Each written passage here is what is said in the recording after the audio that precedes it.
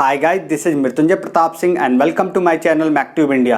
Guys, इस video lecture में हम डिस्कस करने जा रहे हैं एक न्यूमेरिकल प्रॉब्लम जो कि आपका बेस्ड है इलास्टिक कांस्टेंट पे। तो चलिए पढ़ते हैं इस प्रॉब्लम को। क्या है ये? A bar of 25 mm diameter is tested in tension. ठीक है, एक बार है जिसका 25 mm डायमीटर है, उसको क्या किया जा रहा है? सिंपल टेंशन टेस्ट में टेस्ट किया जा रहा है। तो मैं नोटेशन जो है लिख देता हूं क्या क्या दिया गया है। ठीक है, गिवन दैट में पढ़ते चलता हूं क्वेश्चन और लिखते चलता हूं। डायमीटर कितना दिया गया है? D equals to 25 mm। ठीक है, it is observe that when a load of 60 kilo newton is applied. आपको कितना लोड अप्लाई किया जा रहा है? 60 किलो न्यूटन का लोड अप्लाई किया जा रहा है। ठीक है, the extension measured over a gauge length. Gauge length क्या होता है? जहां पे मान लीजिए आपका जो डंबल से स्पेसिमेन होता है वो काफी मतलब जो है बड़ा होता है। देखिए ऐसे होता है डंबल से स्पेसिमेन। ठीक है, इस तरीके का होता है। ठीक है, और इसमें जो है हमारा ऑब्जर्वेशन जो है पूरे लेंथ में नहीं होता है, कुछ ही लेंथ में होता है। जैसे मैं मान लेता हूं यहां तक हमारा ऑब्जर्वेशन है, इसी लेंथ में हम देखेंगे कि हमारा कितना इलोंगेशन हो रहा है, उसी को हम बोलते हैं, उसी लेंथ को बोलते हैं, इस लेंथ को गेज लेंथ।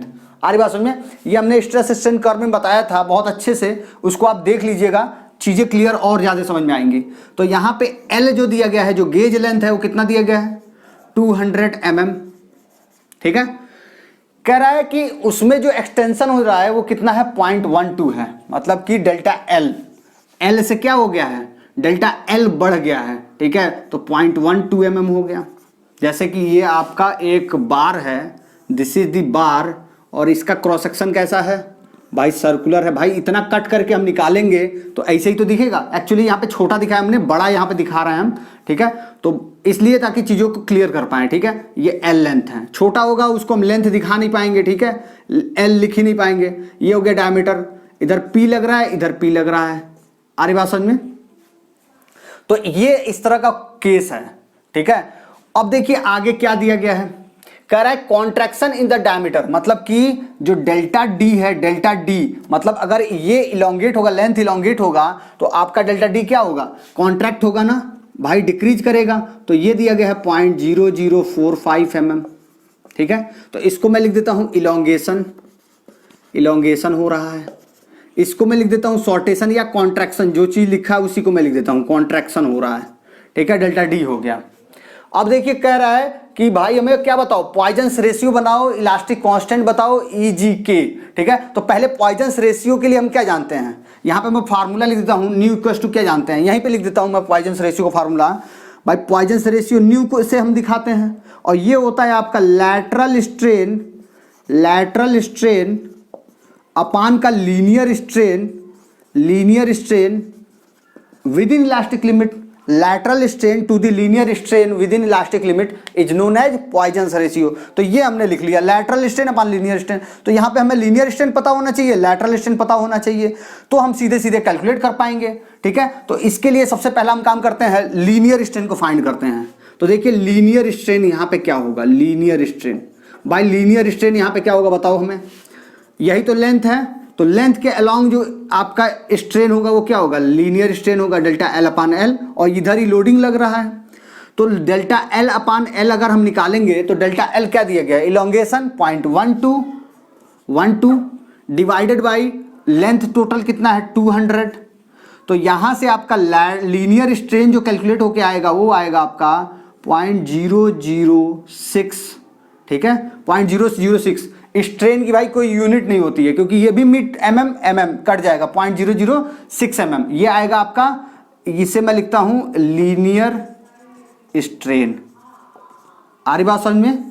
अब मैं क्या करना चाहता हूं, ऊपर लैटरल स्ट्रेन है तो लैटरल स्ट्रेन कैलकुलेट कर लेता हूं। तो लैटरल स्ट्रेन आपका क्या होगा? ये होगा आपका भाई लैटरल डायमेंशन कौन कौन से होंगे? यही तो होगा डायमीटर, ये भी लैटरल होगा, ये भी लैटरल होगा। तो हम केवल 2D में बात कर रहे हैं यहाँ पे। तो आपका लैटरल स्ट्रेन जो होगा डेल्टा डी अपान डी हो जाएगा, भाई डायमीटर में होगा।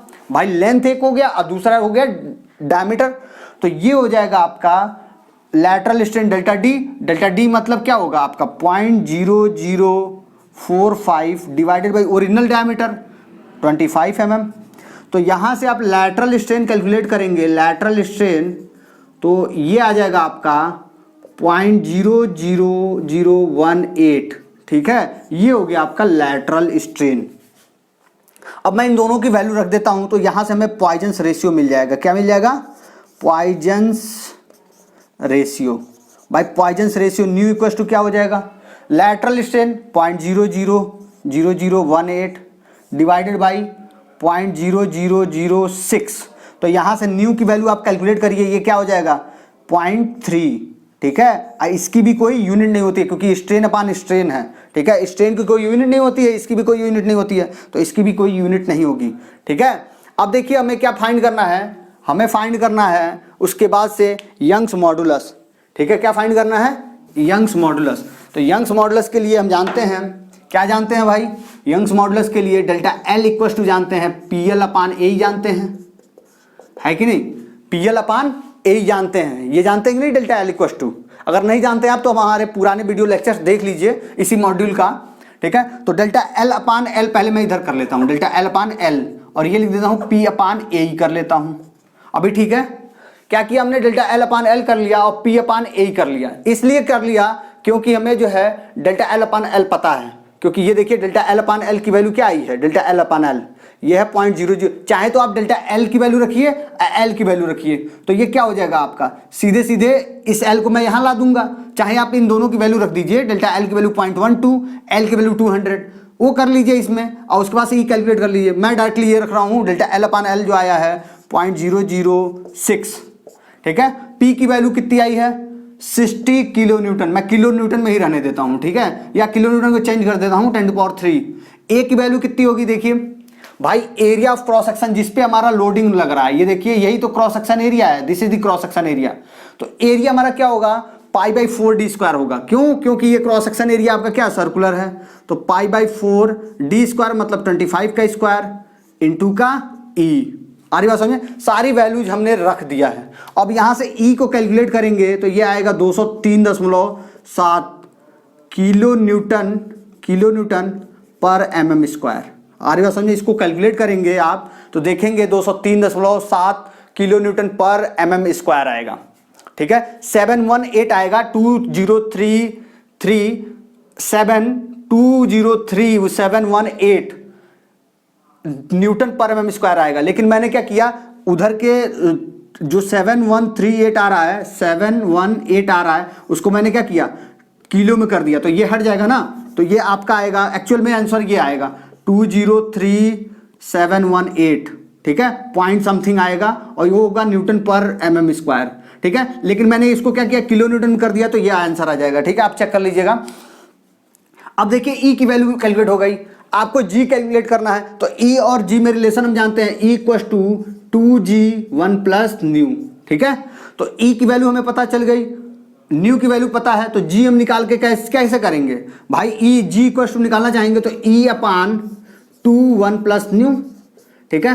तो इसकी वैल्यू रखिए, ई की वैल्यू रखिए 203.7 किलो न्यूटन है, तो किलो न्यूटन में ही आएगा, ठीक है। 2 1 प्लस न्यू मतलब 0.3, तो यहां से जी की वैल्यू आएगा 78.77 किलो न्यूटन पर मीटर स्क्वायर mm²। आ रही बात समझ में? 78.7, एक बार मैं इसको चेक कर लेता हूं, ठीक है।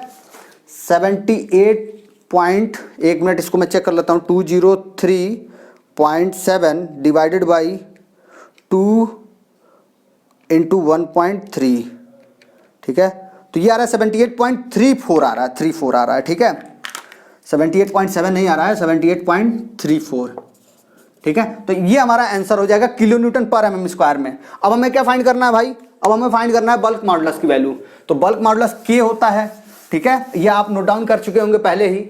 कैपिटल K की वैल्यू हम यहां से निकालेंगे, K बल्क मॉडुलस जो होगा आपका, बल्क मॉडुलस का फार्मूला हम क्या जानते हैं भाई? यही तो जानते हैं, E और K में relation, E equal to 3K1 minus 2 nu, ये पता है कि नहीं? तो E equal to 3K1 minus 2 nu, तो E की वैल्यू, K की वैल्यू हम निकालने के लिए क्या करेंगे? E अपान 3 1 माइनस 2 न्यू कर देंगे, तो K इक्वल टू आ जाएगा, E की वैल्यू कितनी है आपकी? 203.7, ठीक है, किलो न्यूटन में ही आएगा ये भी, वो 3 1 माइनस 2 इंटू न्यू, मतलब कि 0.3, ठीक है। तो ये आपका आ जाएगा 169 पॉइंट, देख लेता हूं मैं कितना आएगा, 203.7 divided by 203.7 divided by 3 bracket में 1 माइनस 2 इंटू 0.3 ब्रैकेट बंद, ये आ रहा 169.75 किलो न्यूटन पर mm²। आ रही बात समझ में? तो ये रहे सारे आपके वैल्यूज, ठीक है। पॉइजन रेशियो आपका 0.3, ये सारी चीजें आ गई, बहुत ही सिंपल था। ये कैसे निकला, लैटरल स्ट्रेन, लीनियर स्ट्रेन, ये सारी चीजें हम पहले ही बता चुके हैं। न्यूमेरिकल बहुत ही सिंपल था, कैसे लगाना है आपको सिर्फ और सिर्फ फार्मूले बेस्ड है, कैसे लिखना है ये चीज, ठीक है। एक चीज और हम बताना चाहेंगे, मान लीजिए इसमें वॉल्यूमेट्रिक स्ट्रेन पूछा जाता, ठीक है। मान लीजिए इसमें पूछा तो नहीं है लेकिन मैं बता देता हूं, बहुत इंपॉर्टेंट है। मान लीजिए वॉल्यूमेट्रिक स्ट्रेन पूछा जाता, तो वॉल्यूमेट्रिक स्ट्रेन कैसे निकालते भाई? वॉल्यूमेट्रिक स्ट्रेन हम बता रखे हैं कि वॉल्यूमेट्रिक स्ट्रेन ईवी जो होता है भाई EX plus EY plus EZ होता है कि नहीं? Sum of linear strain in X direction, Y direction and Z direction, यही तो वॉल्यूमेट्रिक स्ट्रेन होता है।